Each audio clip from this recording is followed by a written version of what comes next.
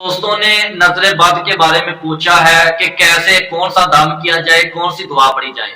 تو میرے پیارے بھائیو، جو نظر بد ہے انتہائی خطرناک قسم کی بیماری ہے، اور یہ وہ بیماری ہے کہ آپ صلی اللہ علیہ وسلم نے فرمایا کہ یہ نظر بد بیماری آدمی کو قبر میں اور اونٹ کو ہنڈیاں میں ڈال دیتی ہے، اور یہ بھی آپ نے سنا ہے کہ یہ نظر بد پتھر بھی پھاڑ دیتی ہے۔ یہ اتنی خطرناک بیماری ہے، تو چاہے جتنی بھی سخت نظر بد لگ چکی ہے، آپ کو یقین ہو چکا ہے کہ نظر بد ہے، تو میرے پیارے بھائیوں آپ نے گھبرانا نہیں، پریشان نہیں ہونا۔ آپ نے کیا کرنا ہے، جس مریض کو آپ نے دم کرنا ہے، آپ نے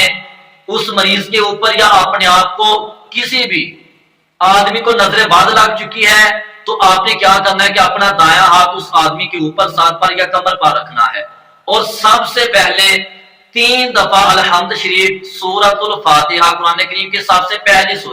سورۃ الفاتحہ کو 3 مرتبہ پڑھنا ہے اور اس پر پھونک مارنی ہے، اور اس کے بعد دوسری مرتبہ آپ نے قرآن کریم کی آخری 3 سورتیں سورۃ الاخلاص، سورۃ الفلق، سورۃ الناس، یہ تینوں سورتوں کو 3 مرتبہ پڑھ کر دم کرنا ہے، اور تیسری مرتبہ 3 دعائیں ہیں۔ سب سے پہلی دعا اعوذ بکلمات اللہ التامات من کل شیطان وہامۃ ومن کل عین لامہ، اور دوسری دعا اعوذ بکلمات اللہ التامات اللاتی لا یجاوزہن